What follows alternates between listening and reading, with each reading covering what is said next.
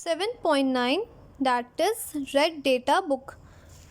अब red data book क्या है और ये क्या इंक्लूड करता है, हमें इसके बारे में पढ़ना है।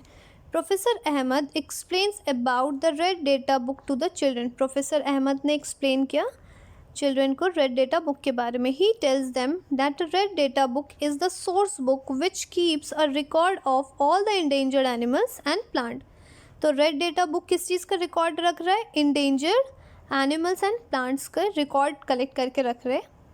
The red data book is maintain internationally by an organisation.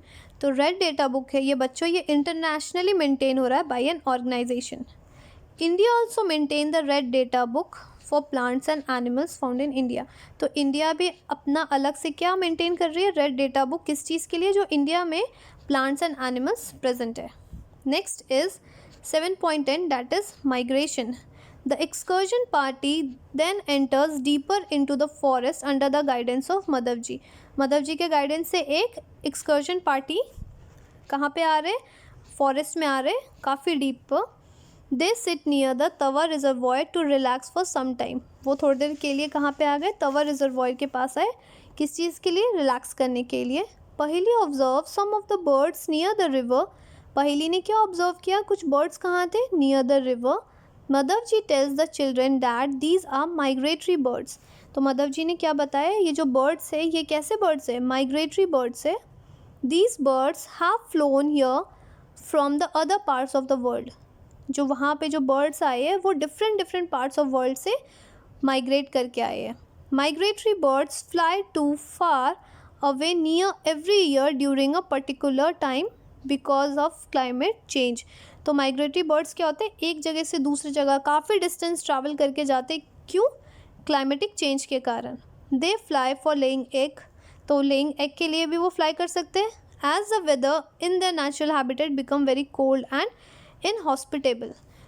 तो वो क्या करते हैं? उनको जब एग ले देना होता है तो उनका जो नेचुरल हैबिटेट है वो उनके लिए सूटेबल नहीं होता। क्या हो सकता है? या तो वेरी कोल्ड हो सकता है या तो कुछ ना कुछ एक्सट्रीम कंडीशन हो सकता है, इसलिए वो माइग्रेट करते हैं। Birds who cover long distance to reach another land are known as migratory birds as पहली लर्नड इन क्लास 7th। तो क्या हो रहा है? अगर वैसे बर्ड्स जो ट्रैवल कर रहे हैं काफ़ी long distance from one place to the another, वो लैंड कर रहे, that are known as migratory birds. So बच्चों माइग्रेटरी बर्ड्स भी क्लियर है, रेड डेटा बुक भी क्लियर है एंड माइग्रेशन समझ गए आप क्या होता है। Next is 7.11 that is recycling of paper. Professor Ahmad draw the attention of the children to the another cause of the deforestation. तो उन्होंने बताया कि डिफॉरेस्टेशन का और दूसरे कॉज क्या हो सकते हैं। He tells them that it takes a 17 full grown trees to make 1 ton of paper. उन्होंने बताया कि 17 फुल ग्रोन ट्रीज़ को कट करना पड़ता है। किस चीज़ के लिए? 1 ton पेपर बनाने के लिए। Therefore we should save paper. इसलिए क्या होना चाहिए? हमें जो पेपर है उन्हें सेव करना चाहिए।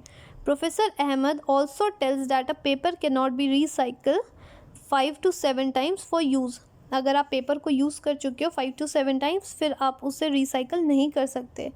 If each student save at least 1 sheet of paper in a day, अगर हर बच्चा अगर एक पेपर को भी बचाता है, we can save many trees in a year. तो आप क्या कर सकते हो? बहुत सारे ट्रीज़ इन अ ईयर को आप सेव कर सकते हो। You should save used paper and recycle it. हमें क्या करना चाहिए? सेव करना चाहिए, रीयूज़ करना चाहिए और उससे जितना हो सके रिसाइकल कर सकते हैं। By this we not only save the trees but also save the energy and water needed for the manufacturing paper. तो इससे आप ये बार बार रीयूज़ रिसाइकल सेव करने से क्या हो रहा है? आप क्या क्या चीज़ें बचा रहे हो? सिर्फ आप ट्री को नहीं बचा रहे हो, ट्रीज़ के साथ साथ किसको बचा रहे हो? एनर्जी को भी सेव कर रहे हो और जो वाटर को भी सेव कर रहे हो, जो हेल्प किस में होता है? पेपर को मैन्युफैक्चरिंग में।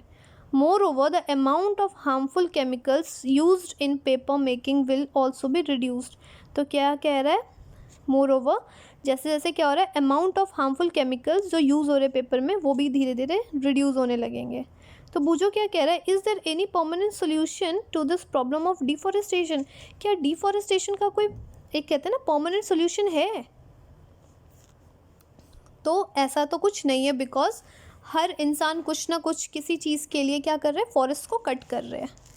सो नेक्स्ट इज़ रीफॉरेस्टेशन। तो पर अगर आप चाहो तो एक कंडीशन से आप बचा सकते हो, that condition is reforestation. Professor Ahmad suggested that the answer to deforestation is reforestation. तो क्या कर सकते हो, अगर डिफॉरेस्टेशन हो रहा है तो आप रीफॉरेस्टेशन मीन्स आप दोबारा से फॉरेस्ट को बनाओ, मीन्स दोबारा से आप ट्रीज़ को प्लांट करो। Reforestation is restocking of the destroying forest by planting new trees. तो आप कैसे बचा सकते हो, न्यू ट्रीज़ को प्लांट करने से। The planted trees should generally be of the same species which were found in the forest. तो जो हमें प्लांट करना चाहिए, कैसे, जो ट्रीज़ को आप कैसे प्लांट करोगे, जो जनरली कहाँ प्रेजेंट है, सेम स्पीसीज़ जो पर्टिकुलर फॉरेस्ट में प्रेजेंट हो। We should plant at least as many trees we cut. At least हम जितना कट करते हैं उससे ज़्यादा ही हमें ट्रीज़ को क्या करना चाहिए, दोबारा से हमें रीफॉरेस्टेशन में यूज़ करना चाहिए। Reforestation can take place naturally also. और रीफॉरेस्टेशन क्या होता है, नेचुरली भी हो सकता है।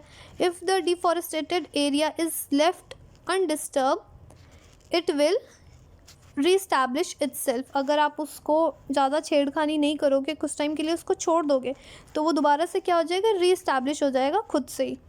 इन natural reforestation there is no role of human being. जहाँ पे नेचुरल रिफॉरेस्टेशन हो रहा है वहाँ पे ह्यूमन बींग का बच्चों कोई रोल नहीं है।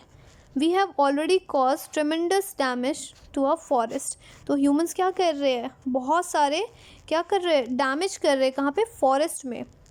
If we have to retain our green wealth for a future generation, plantation of more trees is the only option. अगर आप चाहते हो कि हर आगे भी आने वाले जनरेशन में भी ग्रीनरी रहे फ्यूचर जनरेशन के लिए, तो हमें क्या करना है, मोर एंड मोर ट्रीज़ को क्या करना है, प्लांट करना है। तो प्लांटिंग ऑफ ट्रीज़ ही एक फाइनल ऑप्शन बचता है। Professor Ahmed told them that in India we have the forest. India में क्या है, फॉरेस्ट है, that is conservation act. This act is aimed at preservation and conservation of natural forest and meeting the basic needs of the people living in or near the forest. तो इस act में क्या था कि हमें forest को बचाना है और जो बेसिक नीड्स है, जो पीपल वहाँ पे रह रहे हैं या नियर बाई फॉरेस्ट में, उसे कंप्लीट करना है। After some rest Madhav ji ask the children to start heading back because it is not advisable to stay in the jungle after sunset. फिर माधव जी क्या कहते हैं, हमें दोबारा वापस चलना चाहिए, बिकॉज आफ्टर सनसेट आपको एडवाइस नहीं दिया जाता कि आप दोबारा से उसी जगह पे रहे। On getting back the professor Ahmed and the children thank Madhav ji for the guiding them through this exciting experience. और चिल्ड्रन क्या कर रहे हैं, माधव जी को थैंकिंग कर रहे, जितने भी उन्होंने क्या इतने एक्साइटिंग एक्सपीरियंसेस जो उनको शेयर किया। तो बच्चों चैप्टर यहीं ख़त्म हो रहा है। Next is keywords. कीवर्ड्स को भूलना नहीं है, इम्पॉर्टेंट है। सो डिफाइन के फॉर्म में आएगा। बच्चों चैप्टर यहीं ख़त्म होता है। समझ में आया हो, अच्छे से अच्छा लगा हो, काफ़ी इजी वे में अगर लगा हो, तो आप और से अपने दोस्तों को फॉरवर्ड करिए और शेयर करिए, लाइक करिए और सब्सक्राइब करिए।